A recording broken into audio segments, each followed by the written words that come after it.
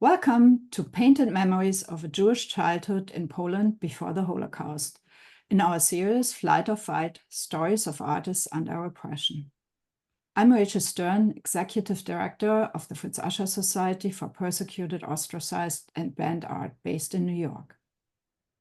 Today, I'm honored to introduce our esteemed speaker, Barbara Kirshenblatt-Gimblett, who's the Ronald Lauder Chief Curator of the core exhibition at Poland Museum of the History of Polish Jews in Warsaw, and University Professor Emerita of Performance Studies at New York University.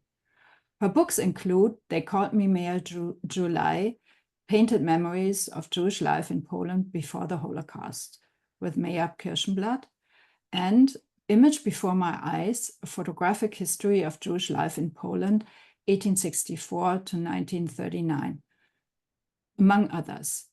She has received honorary doctorates from the Jewish Theological Seminary of America, University of Haifa, and Indiana University. She was elected to the American Academy of Arts and Sciences, was decorated with the Officer's Cross of the Order of the Republic of Poland for a contribution to the creation of Poland Museum, and received the 2020 Dan David Prize. She has served on advisory boards for the Council of American Jewish Museums, Jewish Museum Vienna, and Jewish Museum Berlin, and is vice chair of the International Committee of Memorial and Human Rights Museums.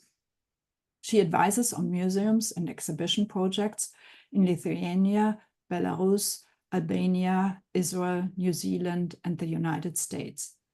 After the presentation, there will be time for Q&A, so please post your questions. Now I welcome Barbara. Well, thank you very, very much, Rachel, for this kind invitation. I'm delighted to be here today, and I want to thank everybody who has taken the time to listen. So I'm going to go straight to my presentation, and I'll explain exactly what I'm after. Okay, let's see if this works. Yes, it did. Excellent. Excuse me. So, Painted Memories of a Jewish Childhood in Poland. I'm going to essentially divide my presentation into three parts. The first part will be about these painted memories. The second part will be about how these paintings were exhibited at the Jewish Museum in New York in 2009. And the third part will be about how they were and how they are being presented right now at Poland Museum of the History of Polish Jews in Warsaw. And what I find fascinating is how these paintings are interpreted, how they're understood, how they're received, how they're appreciated in two very, very different contexts. In the context of North America, where Jews from my father's region in Poland settled, and how they're received in Poland, the places from which these Jewish immigrants came. So without further ado, I'm going to take you to, let's see, I want to make sure that I can go to the next slide. All right. So let me begin at the very beginning. In 1967, I began to interview my father, and I not only interviewed him, but I recorded those interviews for over 40 years. So 1967 until he died in 1993. My father was born in Opatów in south central Poland in 1916, and at the age of 17 in 1934, he left Poland for Canada and he settled in Toronto. Now, let's just see. As I would interview him, and I didn't understand something, he would make diagrams or drawings in my notebook to explain to me, in this instance, how do you put out a fire in his hometown of Opatów, which was a town of a little over 9,000 people, and approximately 6,000 were Jewish. So about 60% of the town was Jewish. And so the interviews gave me and I also knew that he had a very visual memory. So I was interviewing him, I was recording those interviews, and then at the age of 59, he got sick and he sold his business. He had a wallpaper, paint, and floor covering store. And he was worried that if he got better, but he was worried that if he got sick again, my mother would be stuck with the business. So he decided to sell the business and he retired. And then he got well. He's 59, which is young to retire. He's well, and he had nothing to do. And so he found various ways to occupy himself, but it was clear that, frankly, he was depressed. And so I had the sense that his memory was so visual that he could paint what he remembered. Now, he finished the 7 grades of Polish primary school. And of course, he went to Cheder, to the Jewish after school, but that was the sum total of his formal education. He never went past primary school. So he is completely, totally self taught. Now, for 10 years, he resisted. I don't know how. I never had any classes. But finally, in 1989, at the age of 73, he relented and he picked up his paintbrush and he began. And so these are the paintings that he created in the last 20 years of his life, approximately 260, 270 paintings, and many, many drawings, and also lithographs and engravings. So let him introduce himself. I was named after my great grandfather, Meyer Machel Gutmacher. Everybody in town had a nickname. Mine was Meyer Thomas, Meyer July, because July was the hottest month of the year. Meyer Thomas means crazy Meyer. People got excited when it is hot, and I was an excitable kid. Now, what's very extraordinary about this project is not only, of course, are these, wonderful, absolutely wonderful, fascinating paintings, but they are paintings of real people with a name and with stories, and they complement these recorded interviews. It's very unusual. There are other memory painters, and they've done wonderful paintings, or sometimes they've worked in cloth or carving. They've worked in a variety of media. But the most that we have are essentially captions, or very, very, very short, just a few words that are related to the image. In this case, these paintings are not illustrations of the text or of the words, nor are the words captions to the paintings, but rather he is remembering in words and images, and they are complementary. And so, for example, in this painting, he tells several stories. He tells the story, for example, of what he's wearing, starting with the hat and ending with these red ski boots with their brass eyelets and their yellow shoelaces. And he's got a whole story with the why Jewish boys didn't wear that hat, because the seams on the top of the hat formed a cross. The Slavatsky collar, named after a great Polish romantic poet of the 19th century. The blazer, the +4s, the double socks that his father sent him from Canada. So but then there's the story of the herring, which I will save. If anyone is interested in the story of the herring during Q&A, I'll be happy to tell it to you, because it's a wonderful story. So now let's go to this painting, which I think really captures very much what his project's about. And that is, he used to love to run around the town with his hoop.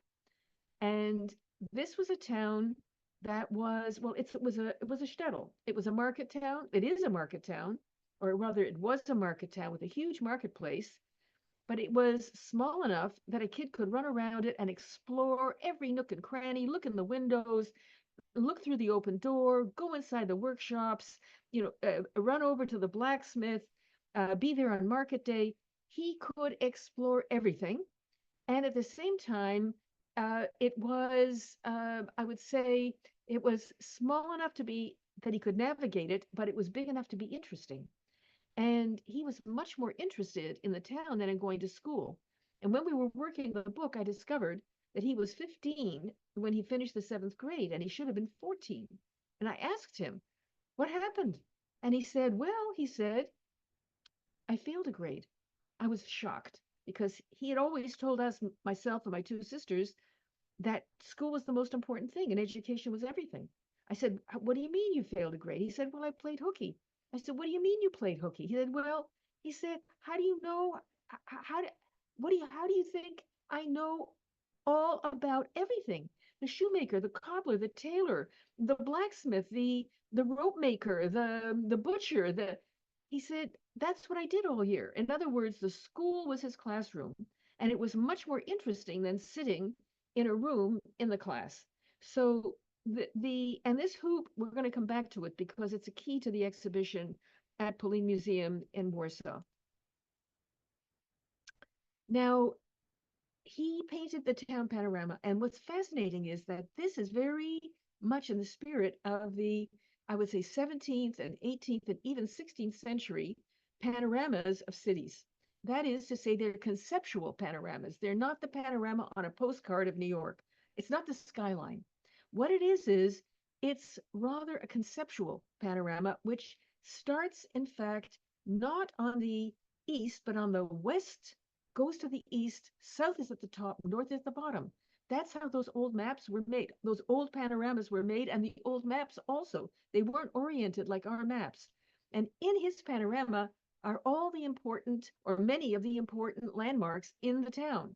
The World War I monument on the left, the town well, the synagogue, and there's a monastery, the church bell, the ancient city gate.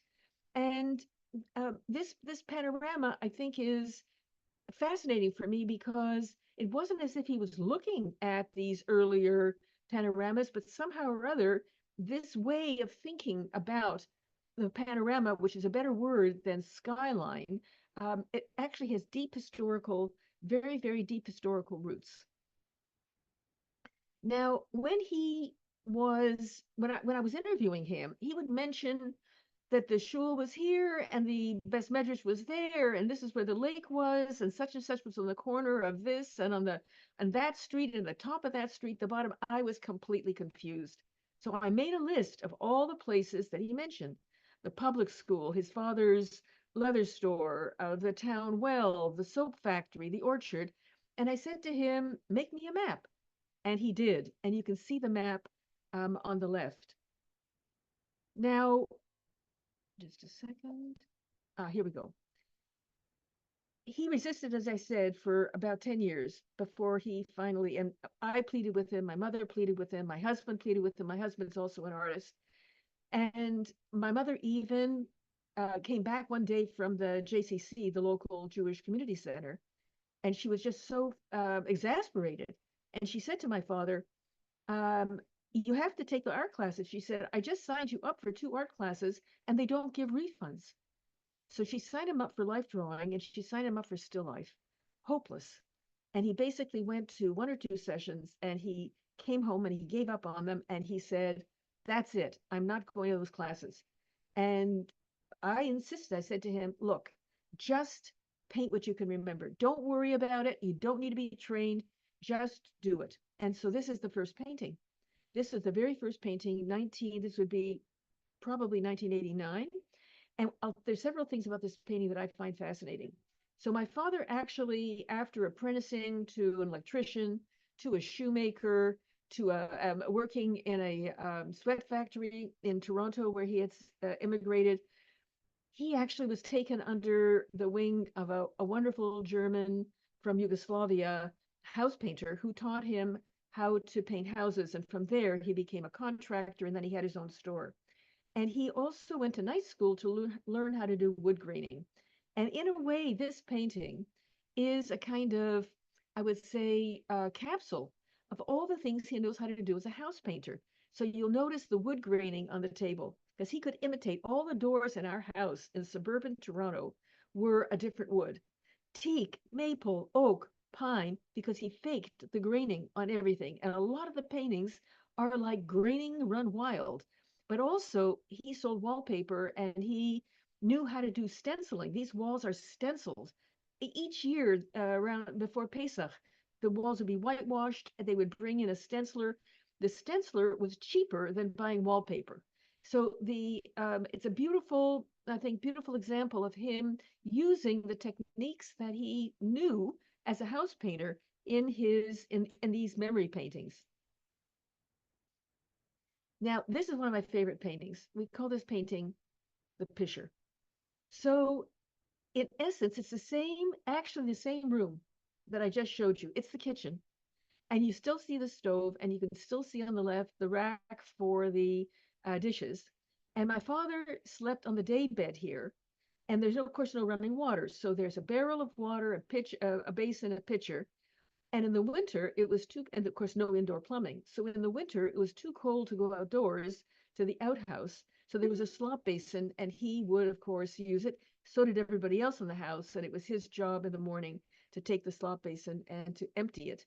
But I think it's an absolutely wonderful nighttime painting. It's one of my absolute favorites. Now, what, the center of economic life, well, first of all, these market towns, these Städtlach, were the economic hub of the region. That's in essence one of the reasons they were created was for economic reasons, not the only reason, but certainly economically they were very important and they were by definition market towns, and they were created according to Germantown law. And that meant a marketplace and then a way of laying out the town, an urban plan, and a way of governing the town. And market day in Opatów was once a week. And it was a huge marketplace. It was completely empty during the week, but it was mobbed on market day. And of course, for a kid, market day was the best, absolutely the best. And on Thursday was the fish market because both Jews and Christians would buy fish for Friday. And to give you a feel for the relationship between, if you will, painted memories, or if you will, narrative paintings, and his way of remembering in words, this is a really good example. So the story that inspired this painting and the painting is called The Kleptomaniac. So my father remembered that the wife of the richest man in town, he said she was a beautiful woman, always beautifully dressed, impeccably dressed, just beautiful, but she had a flaw. What was her flaw? She was a kleptomaniac. And she even on Thursdays at the fish market, when the fishermen would bring the fish, live fish in wooden barrels, and then they would be sold here on the marketplace, that she'd even steal a live fish and slip it down her bosom, which is what you see here. And I said to him, a live fish? She would slip it down her bosom? He says, well, who would buy a dead fish? And so on the one hand, of course, and this is a real person with a real name, with a story, and of course, her story and her family stories are much wider, but this captures this one very, very particular moment. I think it's also a very, very beautiful, wonderful painting. This is another example of a specific person, a specific family, and a story, and the story. So what's the story? The story is that, well, first of all, I should say this, that in many ways, I think of my father as the Diderot of the shtetl. So those of you who are familiar with Diderot's grand encyclopedia, his 18th century encyclopedia, and that a very large part of that encyclopedia is devoted to trades and crafts. And there are two main ways that Diderot presents trades, well, crafts in particular. That is one as the total scene of the workshop, and the other breaking down the process step by step by step by step. Now, my father didn't know anything about Diderot's encyclopedia, but just intuitively, that's what he did. So we have here's the whole workshop with all the tools on the table, the whole workshop with the boots and the shoes on the wall, and then he's got separately a drawing that shows step by step by step by step how to make a shoe, because he actually apprenticed to a shoemaker. So, but that's not enough. It isn't just the craft, it's also the people, their lives, their stories. So the story here is there was a shoemaker, this particular shoemaker, and he had 7 daughters. And every time a baby boy was born, the baby died. So he was desperate. He goes to the rabbi and he says to the rabbi, Rabbi, help me. I have 7 daughters. How am I going to come up with 7 dowries? And he says, and every time a baby boy is born, he dies. Who's going to say Kaddish? Who's going to say the prayer for dead for me after I die? So the rabbi said, look, he said, the next time the boy is born, wrap him up in a white cloth And I'll give you this amulet. He should wear this amulet. He said, and when the angel of death comes to get him, he'll see that he's wrapped in white. He'll think that he's dead, that the white is a shroud, and he will pass by, and he won't take, the baby will survive. Sure enough, the baby survived. And this boy, he was wearing white all his life. When my father left, he was about 14. And then in 1939, in 1942, when the ghetto in Opatów was liquidated and the Jewish population was deported to Treblinka, this boy went to Treblinka in white, where he perished. And so that, that's the whole story that is not so much illustrated, but also narrated visually. Now, what's extraordinary about this painting, and I didn't really realize it until we were working on the exhibition in Poland. And what I did not realize is that there was like this. The Jews had settled in my father's town for over 500 years. So you can imagine what that meant for the cemetery. There would have been tens of thousands of tombstones, but also that there was a 500-year-old masonry synagogue that in the 1930s was actually entered into the list of historical landmarks for the province of Kielce, that for that region, that it was considered to be a landmarked building of great historical importance. And we have absolutely, I can't, I mean, I hope at one point I'm going to be able to go into the archives in Kielce, assuming that they survived the war, to see if I can find the filing for registering this building on the historic register of the Register of Historical Buildings, because to our knowledge, until now, we have not been able to find any documentation of the interior of this synagogue. In fact, this painting is the only documentation we have of what the synagogue looked like inside. And my father remembered it vividly, and he explains it in incredible detail. The women's section are those barred windows on the left, and it's the tribes of Israel, and on the zodiac signs on the right, and it's the Wailing Wall, and the tomb of Rachel, and the spies and the grapes, and the animals from Pirkei Avot. And this is the high holidays. So the boys in the Jewish boys were recruited for the choir. My father is there in the little blue uniform, which he always paints himself. He's like the Where's Waldo of the shtetl. You'll find him in almost every single painting in his little blue jacket.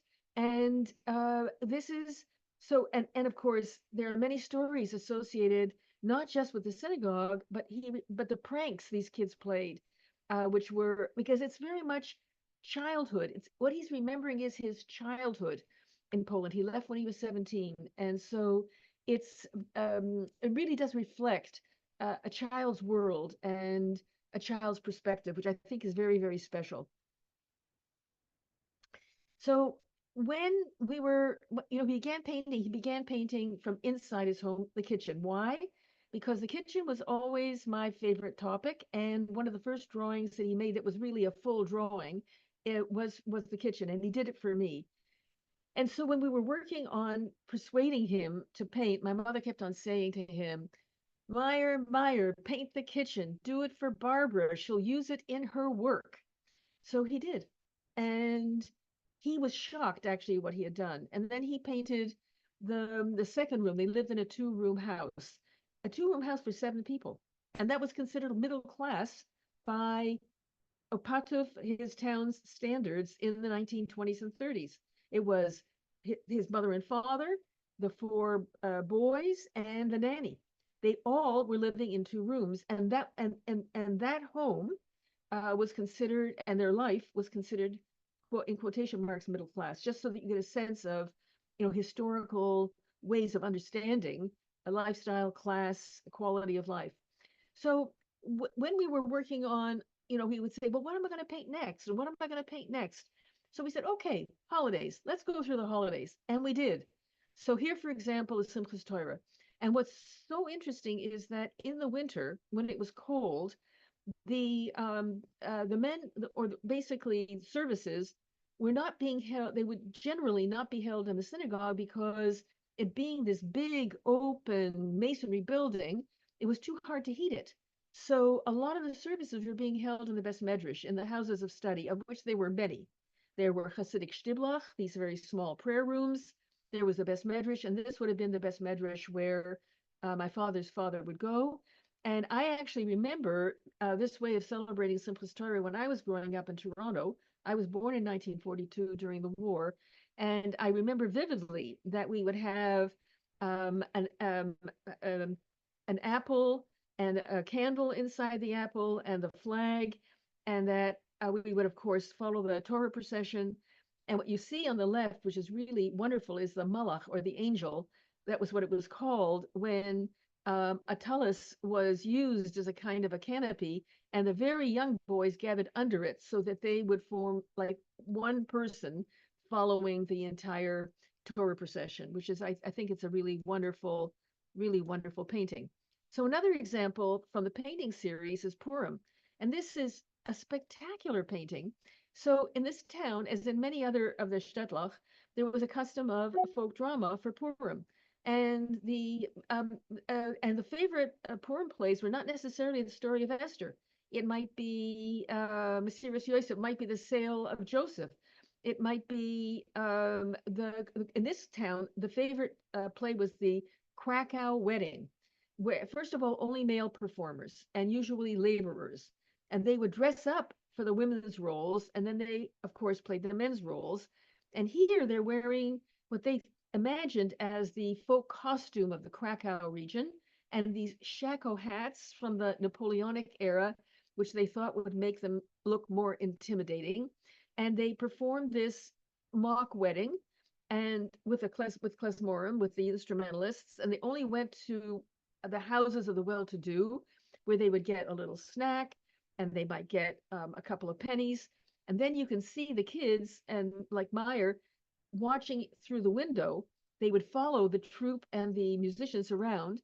But there's another whole story here about this family and the child that they, in quotation marks, adopted.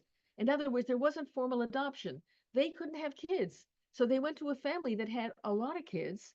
And the family said, okay, you can raise one of our children. Here, take so and so. And this child, and my father, of course, specifies their names and he provides all the details.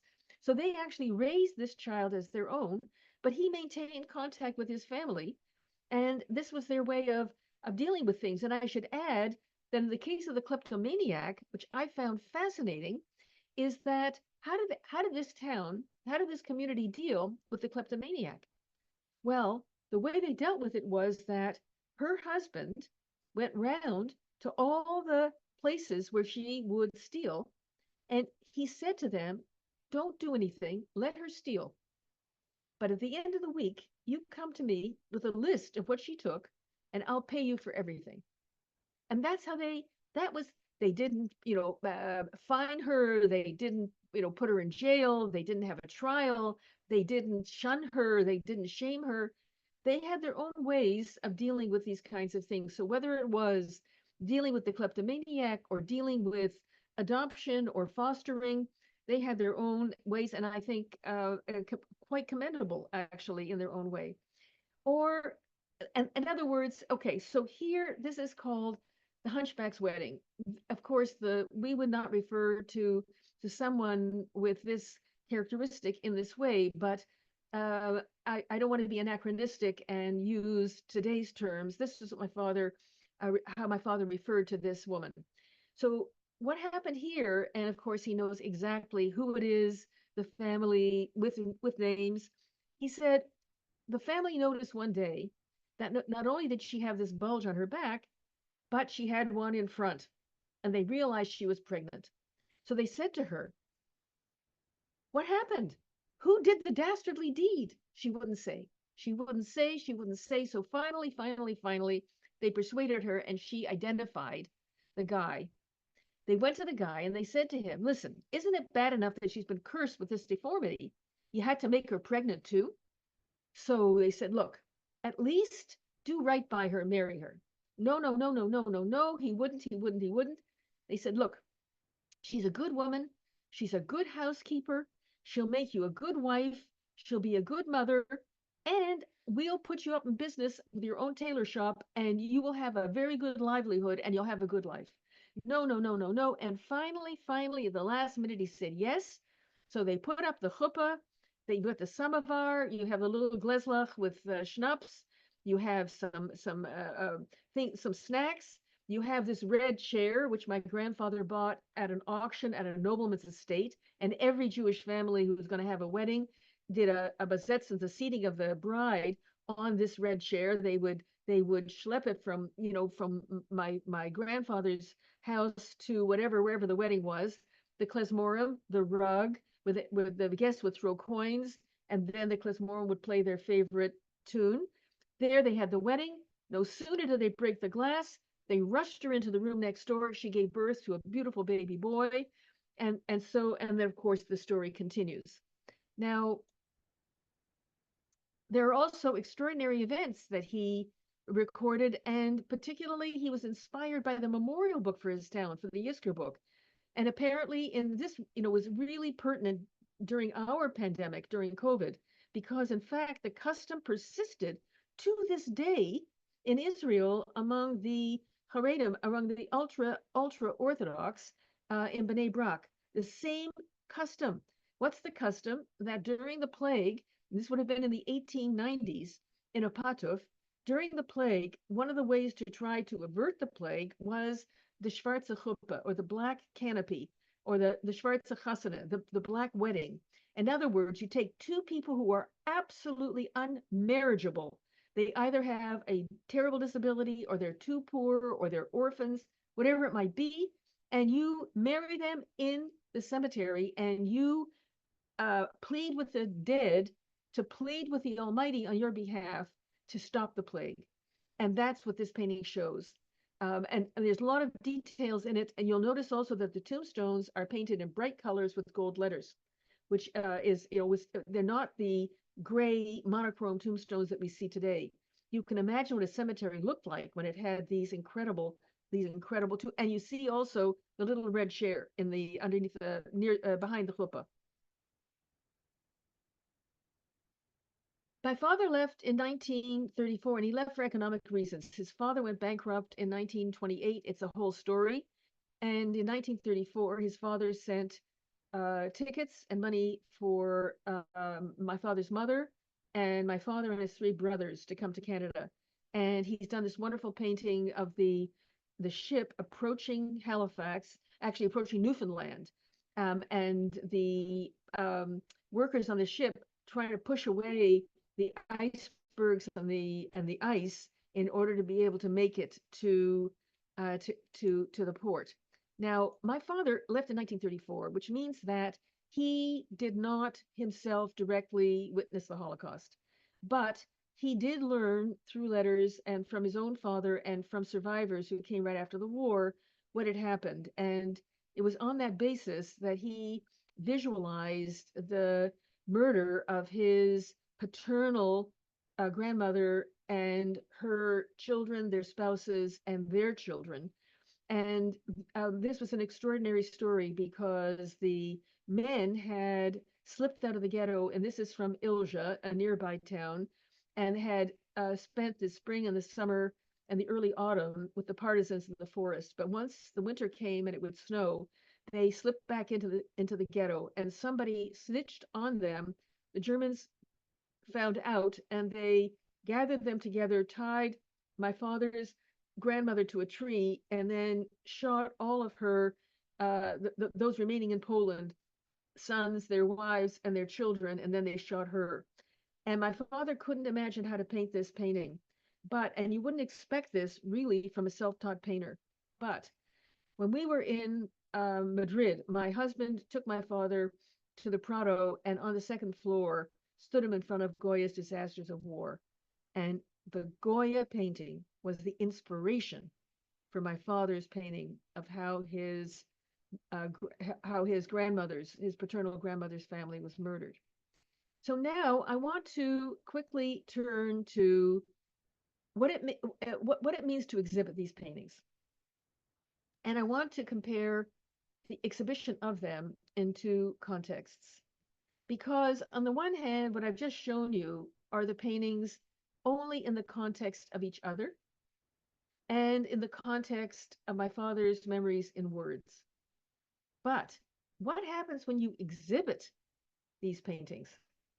So we exhibit them at the Jewish Museum in the Warburg Mansion, which you see on the left, Museum Mile, New York City, a Jewish museum that focuses on the Jewish experience through art. And on the right, Police Museum of the History of Polish Jews, which stands on the site of the Warsaw Ghetto and the former Jewish neighborhood, the pre-war Jewish neighborhood of Poland, facing the monument to the ghetto heroes. And so let's start with the Jewish Museum in New York. So this was their main exhibition in 2009. It was beautifully reviewed by Roberta Smith in the New York Times. It was an absolutely wonderful exhibition. And here's how the work was exhibited. It was, what I loved about it, it was minimalist. It's the way in which the works were selected, sequenced, clustered, juxtaposed with very, very limited text, just enough to tell the story. And in an environment which isn't quite captured here, that communicated the eternal season of my father's childhood memories, the eternal season, which was spring and summer. In fact, it wasn't until very late in the game that I said to him, we don't have any paintings in winter. It's as if your childhood was always spring and summer. And so it was sort of beautifully lit. And also it wasn't, a hard white cube approach. And it really, I would say, really let the paintings and only the paintings tell the story and to tell the story themselves. So I think, very beautiful, very special, and very much this museum. This is quintessentially this museum. So that's, and you can see here, we have a big text panel here. This is the story of him leaving. This is the story, the emigration story, and then of course, the Holocaust story. And then, and on the other side, emigration on one side, the Holocaust story on the other side, and then an opportunity for visitors in a very analog way. What do you remember? And prompted by this wonderful photograph of the marketplace before World War II. So what happened at Police Museum? Oh, and of course, this is what I wanted to mention is this is the Roberta Smith article on the front page of the art section of the New York Times. So it was a huge success, a beautifully, wonderfully received. All right. So that's Museum Mile, Fifth Avenue, New York City, Upper East Side. Now let's go to Warsaw. The mission of the museum, and look at the mission. The Jewish Museum is an art museum committed to illuminating the complexity and vibrancy of Jewish culture for a global audience. We present the work of diverse artists. We share ideas, provoke dialogue, promote understanding. Very nice. What is the mission of Police Museum? To preserve and recall the memory of the history of Polish Jews and to counteract anti-Semitism, discrimination, and exclusion by fostering mutual understanding and respect. And so it's here where Jewish presence is marked by a symbol of what produced Jewish absence, namely the Holocaust. But Police Museum is not a Holocaust museum. It is a museum, but although it sits on a site that is as defined by the Holocaust as it is by the history of the Jewish community that lived there before the war. And this is what the area looked like after the Germans suppressed the Warsaw Ghetto uprising and completely razed the site, the Warsaw Ghetto and the pre-war Jewish neighborhood.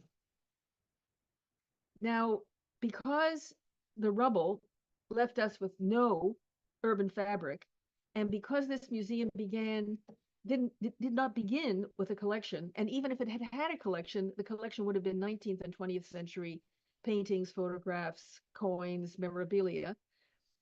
There wasn't the material that you would usually use to be able to tell the 1,000-year history of Polish Jews. And so we created a theater of history, which I hope you will all visit, which was very scenographic and very much, I would say, working with the idea of narrative space. And we tell a story within the historic territory of the Polish-Lithuanian Commonwealth, which includes Ukraine, Lithuania, Latvia, and neighboring countries. And where we did not have objects for the 500 years of the medieval period, which is the first gallery, we actually hand painted the gallery.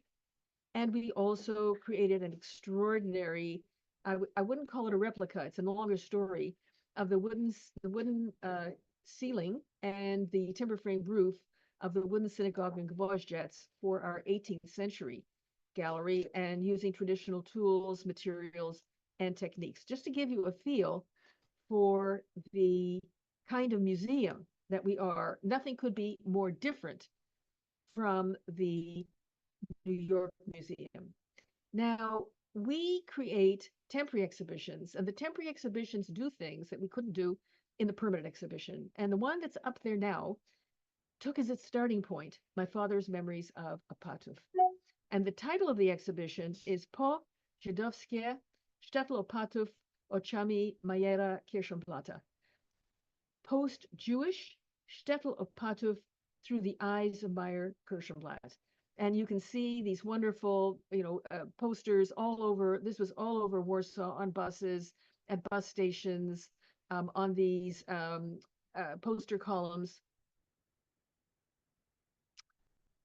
And what we wanted to show, the message of this exhibition is, how did the shtetl, how did this very Jewish place, how did, and defined as a market town with a large Jewish population. That would be the simplest definition of a shtetl, a market town with a large Jewish population. It became the most characteristic form of Jewish settlement in Eastern Europe. There were more than 1,000 shtetls in Poland, and even more across the whole region. And we're showing them here, so you can see them in Ukraine, in Belarus, Lithuania, Latvia, in a much, much bigger territory. The red line shows you the borders of present-day Poland in relation to the big historical territory of the Polish-Lithuanian Commonwealth, which was that red map that I showed you earlier. Now, our goal was, how did you get from these Jewish towns that were so, that if the majority of the town is Jewish, 60% for Opatów, Jewish, in some cases 75, 80, 90% Jewish, vibrant Jewish life, a town whose character was defined by its Jewish presence. How do we get to what we call the post-Jewish town, where in almost every case, there is not one single Jew to be found? That's the theme of the exhibition. So just to give you a feel for what we did, and this gives you here percentage of Jewish citizens in, for example, here in Będzin, 62%, in Pszytyk, 80.5%, in Izbica, 92.8%, in Leszczów, 93.2%, Sandomierz, 39%, Chmielnik, 76%, Opatów, 61.8%. Based on the 1921 census. I mean, that's just,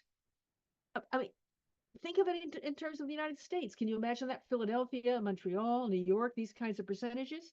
Unthinkable. Okay, so pre-war, this is market day, and this would be pre-World War I. This gives you a sense of this huge marketplace, which is the defining feature of the town, and what market day itself looked like. And just give me a moment here. The image will come up.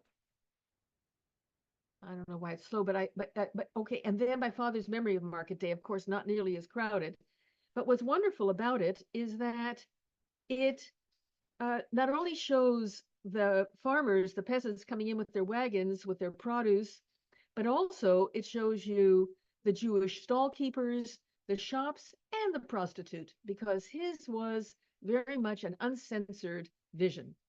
And this is the marketplace today. This is the post-Jewish town today. There is no longer a market day. So now you have place for parking and you have a park down the middle where the marketplace once stood. So this is a very good contrast between the Jewish town, the shtetl, and the post-Jewish town that it became. Okay, I'm hoping that it will come. I don't know why it's so slow, but with patience. So the exhibition essentially is a juxtaposition. The shtetl before the war, through documentary photographs, for example, here, and the post-Jewish town, as remembered by my father, and in photographs after the war. So you can see that that what was very dense, that a lot of the buildings have been destroyed. So what does post-Jewish mean, and where does the word come from? The word po-Żydowskie in Polish is transparent. It's simply, first of all, it derives from the designation on geological survey maps that were made in the mid-1940s to show what property was still up and who it belonged to in these post-war towns. After 60%, 70, 80% of the town had disappeared, literally in one day or 2 days. That, on September, on October 21st or October 20th, you have 6,000, 7,000 Jews in Opatów, in the ghetto. And then on October 22nd, in literally 1 or 2 days, they're gone. Their apartments are full of their stuff. Their stores are full of their merchandise. They're gone. And there's all this property. And what happens during the war? What happens to that property? What happens to it after the war? And what's the status of it in the mid-1940s? Where there is property that had belonged to Jews before the war, and there's no one to claim it now, it's labeled on the map as po-Żydowskie, post-Jewish. That's where the term comes from. And the term refers only to property and only in the post-war, post-Holocaust context. In other words, dispossession by violence during and after the Holocaust. That's what it refers to, and only. So the word in English doesn't mean that at all, but we have no better translation. So what did Polin Museum do? Our curators, Natalia Romick and Justina Kojarska-Schultz, they made many visits to Opatów. They found a pre-war school that Jewish and Christian kids had attended that was falling apart, was about to be demolished. The museum bought the building, dismantled the building, brought the wood to Poland, to Warsaw, and they sanitized it, they sterilized it, and they repurposed it, and they fabricated the exhibition out of this wood. And the exhibition that and they also found a collector in Opatów that had been collecting objects, and his father had been collecting objects, and he had the most extraordinary collection, a house filled with what we call post-Jewish objects, including these wooden Hanukkah lamps and menorahs, hand-carved, and we believe that in the case, certainly of the Hanukkah lamps, they must have been created during the Holocaust, because all of the precious, wonderful silver lamps that had been made, that the Jews used in their homes during Hanukkah, would have been confiscated by the Germans, because they confiscated anything of value and what was left. So we have other examples, and in this case, an example from Theresienstadt that's in the collection of the Jewish Museum.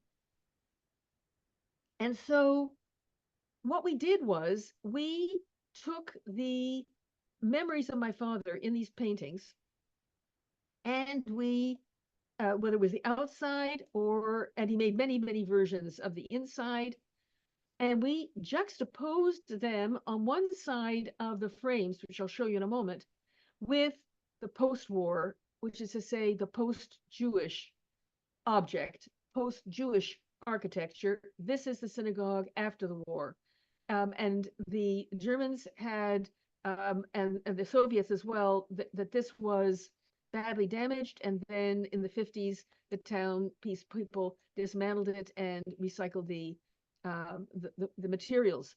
This is all that's left, is a little piece of the wall of the synagogue, and a few elements that had been retrieved have been found. Similarly, the synagogue, pardon me, the cemetery, that thousands and thousands and thousands of tombstones. What were done with the tombstones? The Germans removed them. They used them to re-regulate the river, to prevent erosion of the riverbanks. The townspeople used them for retaining walls. In other words, the cemeteries disappeared, and the cemetery was made into a park. And in the last few years, local people have been looking for, finding, and collecting these tombstones, and they created a lapidarium here in the cemetery, and they inaugurated it during the 80th anniversary of the liquidation of the ghetto when the Jews were deported. So here, for example, in the case of the mikveh, everybody asks, how did he know what the women's mikveh day looked like? And all I can tell you is that he had a vivid imagination, but he also did the men's mikveh. What happened to the mikveh? Well, the mikveh building is actually still standing. And after the war, it became a candy factory. And what's fascinating about the candy factory is that our curators were really incredible in finding, using special techniques, the original well, the basin of the mikveh, and it's actually under the table where the women are hand wrapping candies, and my father remembers this very vividly. So I'm going to conclude with a couple of images of the installation itself. So these wooden frames that you see are made from the wood that was recycled from that school in Opatów. And these wooden frames are, on the one side, how my father remembered the shtetl before the war, and on the other side, the post-Jewish town. So here's the opening section where we introduce my father, we introduce the project, we show the panorama, the original painting of the panorama, and we encircle all along the perimeter of the gallery, like the hoop that you saw at the beginning. We encircle the entire exhibition with the paintings of his memories of Opatów, and in a way encircle the visitor with images of the town, of the shtetl, specifically of the shtetl as he remembers it. We have here these post-Jewish objects from this wonderful collector in Opatów, and you can see the frames where on one side we have the shtetl, and the other side we have the post-Jewish town. And you can see that here in relation to the paintings that are on the wall, and again here.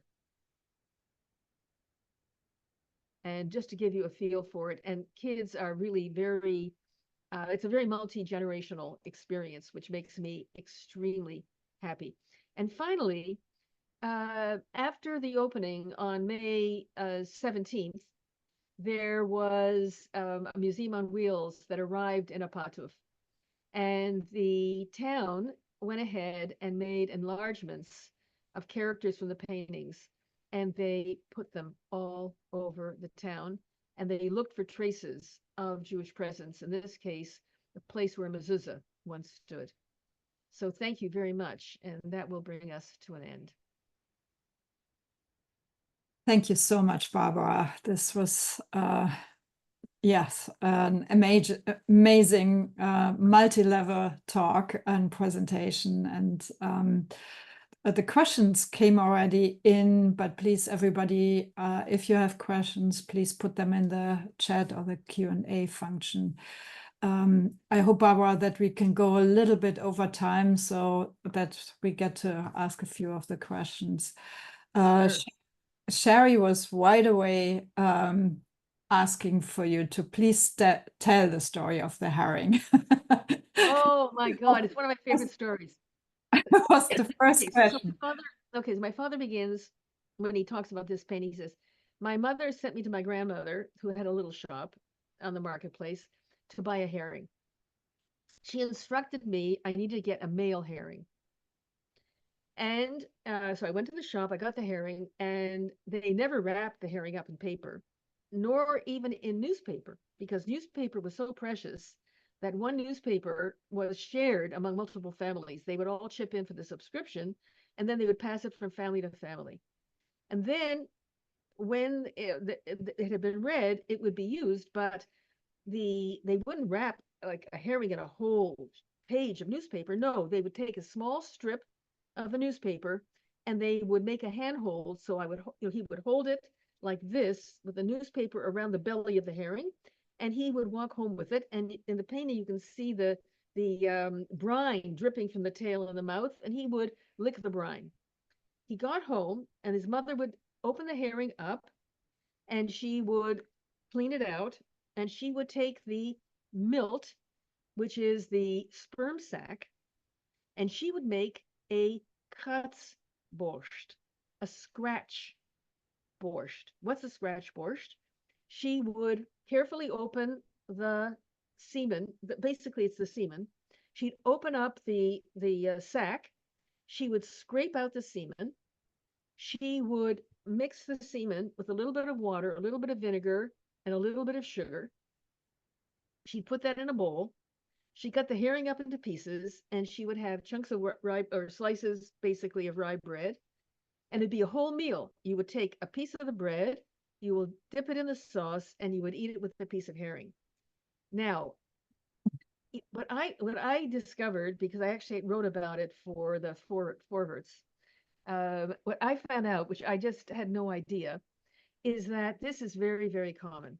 I had no idea that it was very, very common, whether to make a Katzborscht or to actually fry the whole milt, or to mix the milt in, that is to say, the semen in with the herring. And I have recipes from the 19th century, and I'm sure that this predates it. So, and in fact, I also have an account where in a restaurant, a Jewish customer is asked, "Do you want a herring with the caviar with the roe, or do you want it with the milt?" So we know that that this was very, very common. So that's the story with the herring. That's fascinating. It sounds like you cooked the herring, like you prepare the old recipes that Not you yes, actually, I talked to the Russin daughters.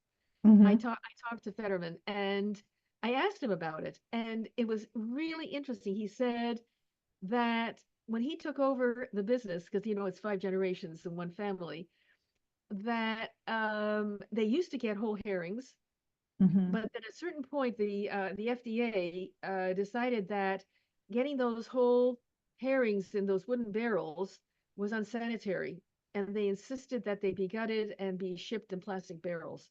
So Yeah. there's like, but on the other hand, it turns out even to this day that you can buy like a frozen block of just the milt. So anyway, what can I say? That's another story. That's amazing. So let's do a little step back. Gloria is asking about your pronunciation of Yiddish words because she says it's similar to that of her mother's and very much like her pronunciation that she learned at Sholem Alechem Volksschule in New York City.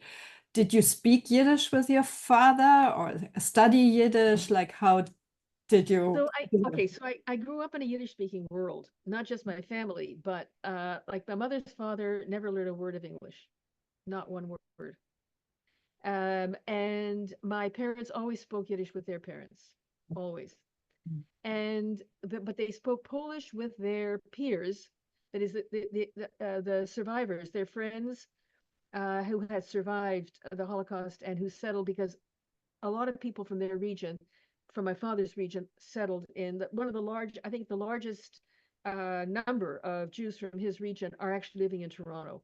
Now, they spent much longer in Poland, so they were much more oriented towards speaking in Polish. They spoke Yiddish, of course, but I mean, if they arrived in Canada in the late 40s, the early 50s, they had been in Poland that whole time, or most of that time, and therefore they were really Polish speakers. So, and also even in Poland, among his friends, they spoke Polish. At home, it was Yiddish, and on the street, it was Polish, and he went to Polish public school.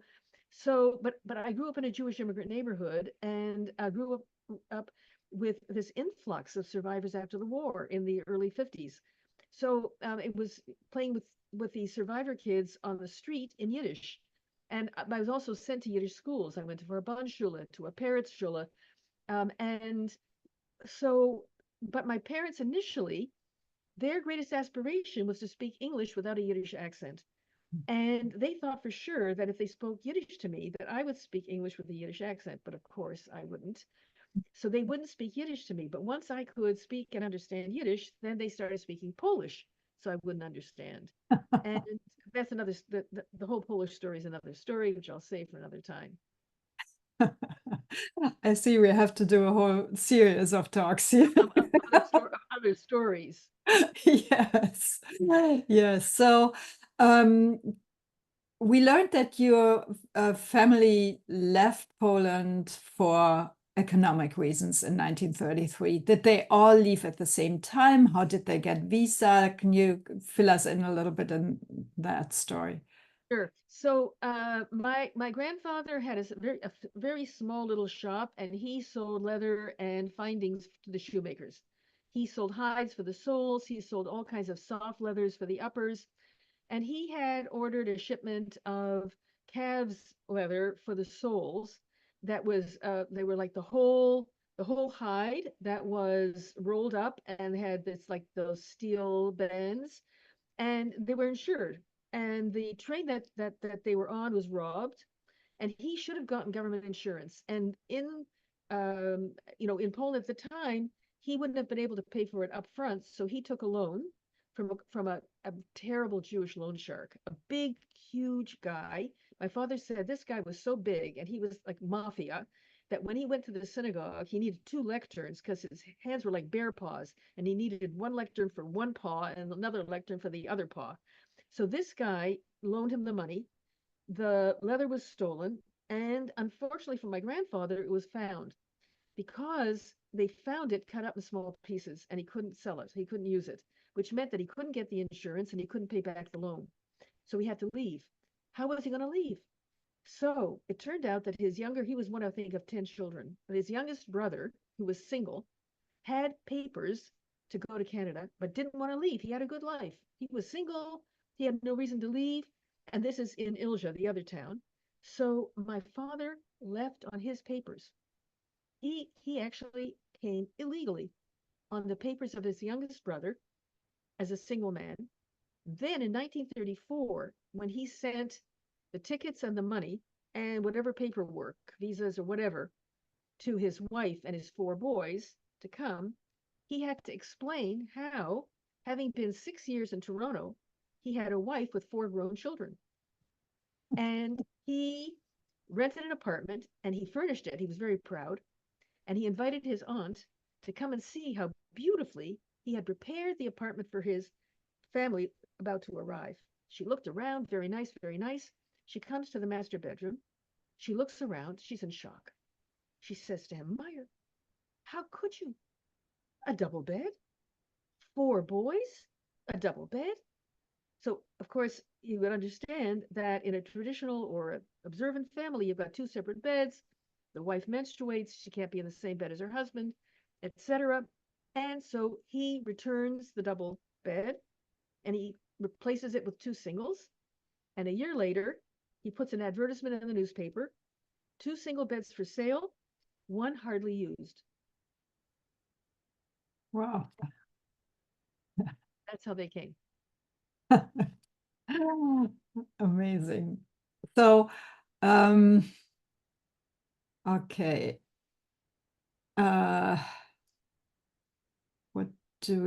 One more question about really Poland, the life that your father tells in words and in pictures. You mentioned that the school was refurbished, was attended by both Jewish and Christian children. Was that the norm in Polish towns? Yeah. Well, that's a very good question.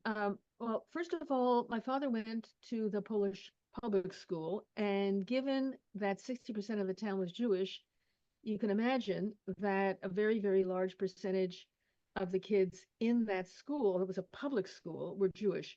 Now, there were private Jewish schools, and my grandmother actually helped to establish the Tarbut school, the Zionist primary school. But that would, and his public school, I think, was opened in the 1920s, and the Tarbut school also in the 20s.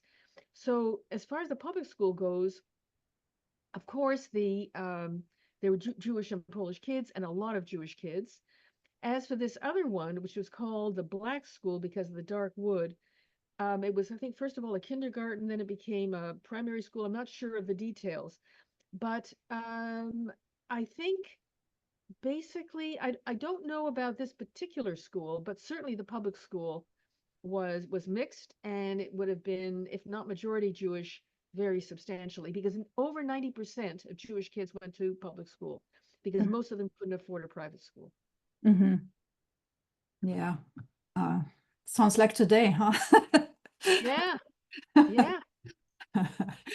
So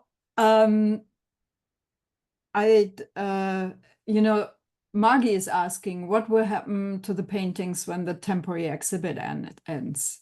Well, I'm very, very happy to report that my family decided to gift all the paintings, drawings, and prints to Polin Museum, and they are now in the collection in Warsaw.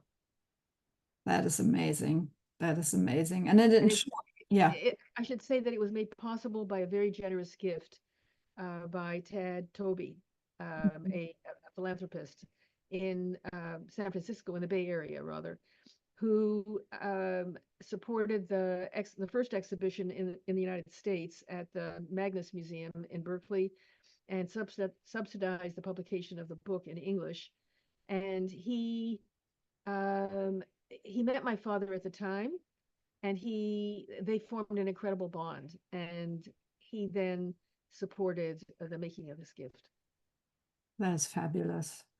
And the exhibition that they organized, or that you organized with the Poland Museum, sounds really absolutely fascinating. And it seems like there's also quite some active educational programming. Can you talk about that? Oh yes, I mean I have to say that I think our museum has one of the most ambitious and largest educational programs that I'm aware of in any of Europe's Jewish museums, America's, and it's one of the biggest, also not the biggest, because I think there are other very ambitious programs at the Warsaw Rising Museum, other museums, but it's incredible. So we actually, even today, I think is the last day of a conference on this topic based on the exhibition of From Shtetl to Post-Jewish Town, with a focus on the post-Jewish town, which is really a neglected subject. You know, we hear a lot about, we talk a lot about, we read a lot about the shtetl, but it's as if with the Holocaust, the story is over, and there's nothing to be said about what it means to live in a place where the specter of what had been there before persists. And, you know, this is maybe the most important, for me, insight that I had after we opened. And that is, when we've shown this exhibition in Berkeley, Toronto, New York, we've shown it in Amsterdam at the Jewish Historical Museum. Everywhere it was wonderfully received. Lovely press, lovely media, audience response, beautifully received. Nothing compares with the reception in Poland. In Poland, the reception is absolutely overwhelming. We had more than 20,000 visitors in the first 2 months. We had wall-to-wall media coverage. And I asked myself, why? Why? And why is it that people are so deeply moved, are so emotional in their response? Not just, oh, they're beautiful paintings, we love folk art, which I think in Poland is a great appreciation for self-taught artists and for folk art, but so emotional, so moved, so multi-generational. Really, they're bringing their kids, and children are so responsive as well. We have a lot of things for kids in the exhibition. Why? And it occurred to me, because this is where Polish people are living now. Right. This is where they are living. They are living in these post-Jewish towns. They are living in places that were shtetls. Yeah. They are living in a post-Jewish reality. And the word post-Jewish, in a way, tells you that it's not that post-Jewish doesn't mean never. It's not like never Jewish. Post-Jewish somehow or other means that there is this, I would say, specter or a kind of haunting of these places, of these apartments, these shops, these places, these factories. It's very different if you are in North America and you came from there and your family came from there. And you have also the trauma of the Holocaust to deal with if you're a survivor or child of survivor or grandchild of survivor. And if you are relating to these places that are far away, that are, let's say, remembered as pre-war places and have only traumatic memories of their immediate post-war reality and have either no awareness or no interest in and have no reason, feel that they have no reason to have any interest in the last 80 years of what it means for those who are living there today. Mm-hmm. That's the issue.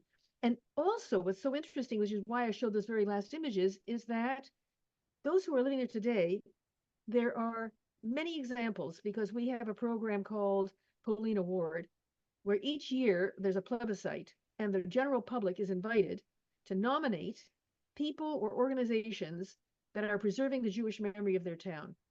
You would not believe the number of people who voluntarily, on their own, are cleaning cemeteries, putting up memorials, preserving synagogues, organizing tours, putting up signage, making translations of memorial books, are doing educational programs, culture festivals, Jewish days.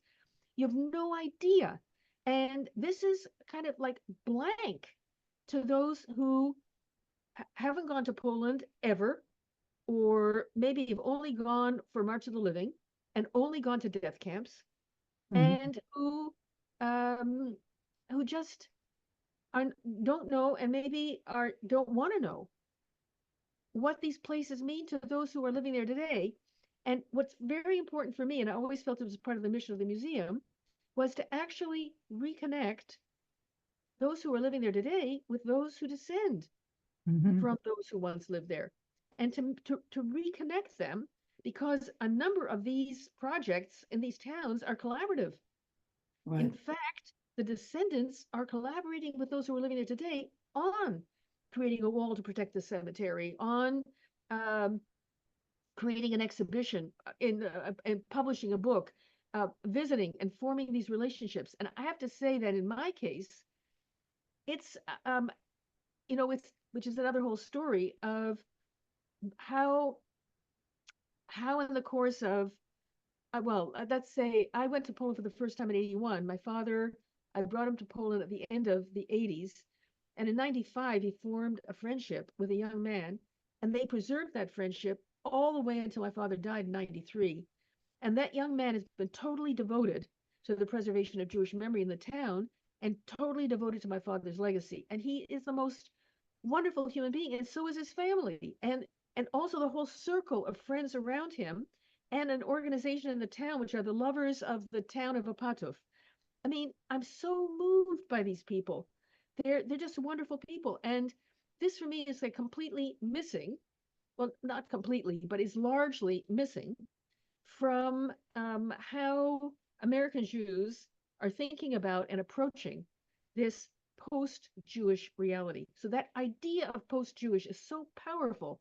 And that's the difference between Pauline Museum and the Jewish Museum in New York. That's why I felt that these two exhibitions were really an interesting way to position the paintings.